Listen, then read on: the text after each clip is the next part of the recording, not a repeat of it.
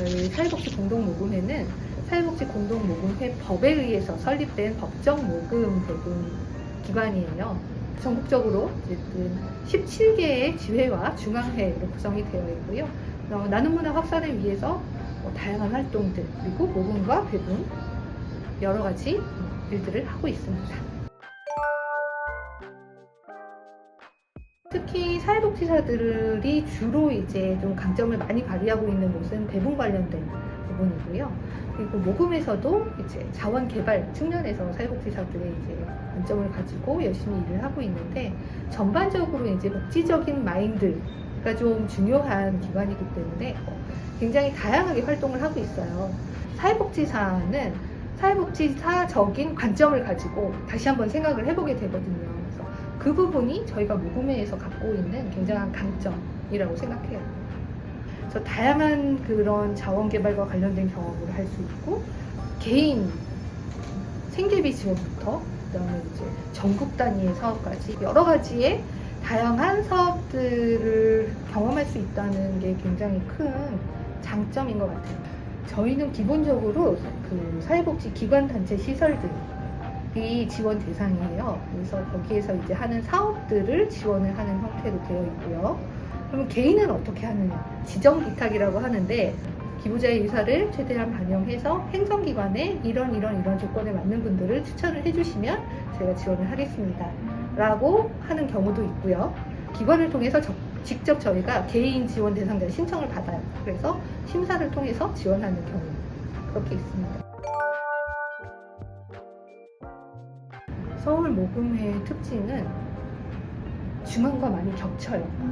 기업이라든가 뭐 여러 이제 기부자들이 수도권 그 중에서도 특히 서울에 많이 집중이 되어 있잖아요. 그래서 이제 그런 부분에서의 어려움을 갖고 있음에도 불구하고 중앙은 이제 전국 단위의 지원을 해야 한다라는 그런 부분이라면 이제 우리는 서울에 집중해서 무언가를 지원할 수 있다라는 그런 점을 정리해서 기부자들한테도 어필하고 있고 서울지회의 특성 중에 하나는 25개 자치구하고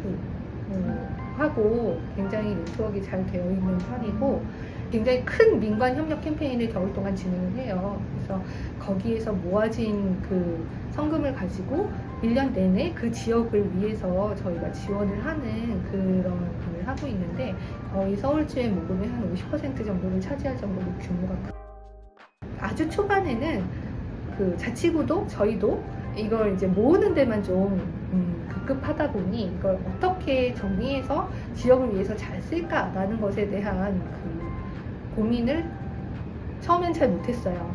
20여 년이 지난 지금에 와서는 재원을 잘 활용하기 위해서 그 지역별로 하나의 파트너 기관을 좀 정해서 수시로 모금하고 수시로 배분하고 하던 것들을 지역별로 연 단위의 그 계획을 세워서 배분하는 형태로 전환해 나가고 있어요. 그게 이제 지금 다른 지역하고 서울지회하고 지역에서 일어나고 있는 가장 다른 점 중에 하나인 것 같아요. 일단 제일 많은 노숙인들이 거주하고 있는 곳이 서울이고요. 그것과 더불어서 이제 쪽방. 쪽방도 서울이 제일 많아요. 반면에 다문화 가정과 관련된 부분은 같은 다문화여도 서울지회는 이제 근로자에 대한 문제, 지방 지회들은 좀 가족에 대한 문제가 조금 더 이렇게 문제, 양상이 다르게 나타나는 부분이 있고, 그리고 이제 서울에서 또 크게 나타나는 문제 중에 하나는 요즘에 중장년층 남성 1인 가구 그분들의 문제가 굉장히 큰 이슈 중에 하나입니다. 명절 같은 때에 저희가 그분들에게 좀 외롭지 않게 보내시라고 일단 기본적으로 음식 패키지라든가 그런 선물 패키지를 보내는 걸 꾸준히 안정된 주거 공간을 좀 지원하고 또 좀 독립성을 지키면서도 주변 지역과 그다음에 이제 그 지원하는 기관과의 관계를 맺어갈 수 있도록 하는 그런 일을 지금 지원을 하고 있는 상황입니다. 오늘 말씀 감사합니다. 고맙습니다.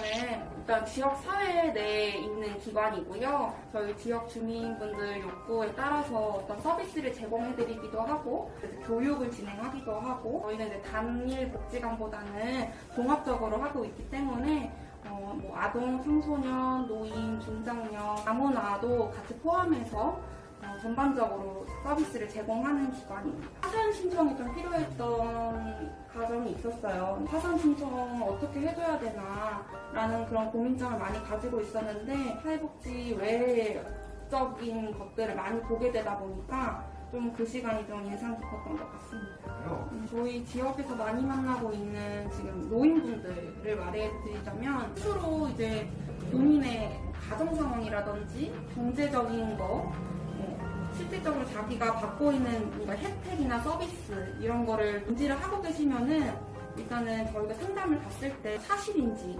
확인하는 절차가 좀 필요하죠. 어르신 스스로 또 이제 아예 인지를 못 하시는 경우가 있어요. 아니면 또 외부 기관에서 알고 보니까 지원을 받고 계셨던 게 있는데 그거 모르시는 경우도 있어서 확인을 해봐야 되고 보호자가 있을 경우에는 자녀와 한번 좀 이야기를 해서 그분이 이제 실질적으로 받을 수 있을지 없을지도 살펴보는 편이고요. 그 외적으로 이제 공통적이에요. 청소년인 대상자일 경우에는 뭐 부모님이나 학교 기관이랑 얘기하기도 하고 그래서 그쪽에서 약간 좀 사실 확인을 하고 저희 쪽에서 이제 어떤 걸 제공할 수 있을지 그때 살펴보죠. 근데 만약에 저희 내부에서 지원하기 어려운 경우에는 좀 외부 민간 자원이라든지 이런 걸 조금 계속해서 봐야 되는 것 같아요. 그래서 어떤 서비스를 제공할 수 있을지도 찾아봐야 되고 만약에 그런 서비스가 마땅하게 있으면 신청서를 쓰고 인빙 자료들을 같이 보내가지고 그게 선정되면은 실질적으로 이제 서비스가 나가게 되죠. 일단 공적 서비스라고 하면 행정복지센터나 지원센터 그쪽으로 가시는 게 가장 정확해요. 민간 서비스를 원하시는데 뭔가 혼자 찾기 어려우시다 싶으시면은 복지관으로 찾아오시는 경우가 많죠. 보안돌봄 네트워크 팀이라는 걸 처음 들어보시는 분들이 더 많으실 거예요. 쉽게 말하면은 공공에서 파견 내려와서 조금 더 지역사회에 가깝게 파견되어 있는 민간 사례관리사라고 사례관리사가 있는 기관이라고 생각하면 되고요. 일반 사례관리보다는 조금 더 집중적인 사례관리를 진행하고 있어요. 지역 내에 뭔가 다른 유관기관을 통해서 의뢰가 되어 오는 경우도 있고 아니면 저희 지역 내에서 도움이 필요할 것 같아. 약간 이런 생각이 들면은 저희 쪽에서 직접 찾아가기도 합니다. 이제 어떤 상황인지 파악과 사실 파악이 같이 동시에 진행이 되어야 돼요. 그리고 이제 그분이 어떤 욕구를 가지고 있는지 이런 걸 살펴본 다음에 저희는 이제 모든 결정을 사례관리사가 단독으로 결정하지 않고 모든 걸 다 사례회의를 통해서 진행을 합니다. 그래서 내부 사례회의를 진행하는 경우도 있고 보험 특성상 또 이제 외부 기관들과 이제 네트워크를 해야 되는 그런 게 있기 때문에 모든 과정을 다 회의를 통해서 하고 있다고 아시면 되고요. 지역 주민분들이 어떤 욕구를 가지고 있는지 일단 이게 찾아보는 게 제일 첫 번째인 것 같고 그거에 따라서 이제 사업을 계획하고 프로그램을 또 이제 실시하려고 하면 또 세부 계획이 필요하겠죠. 세부 계획을 하고 끝날 때 이제 결과 보고서를 정리하면서 더 보완을 해가지고 다음 프로그램에 좀 반영을 하는 식으로 이제 전반적인 사업이 거의 대부분 진행이 되는 것 같아요. 자립할 수 있는 그런 역량이 있는지를 좀 저는 중점적으로 좀 보는 것 같아요. 그리고 이분이 이제 실질적으로 저희한테 이야기를 할 때 이게 거짓인지 진실인지 이런 걸 좀 구분하는 게 가장 필요해요. 기관의 교육과 알게 되는 귀한 시간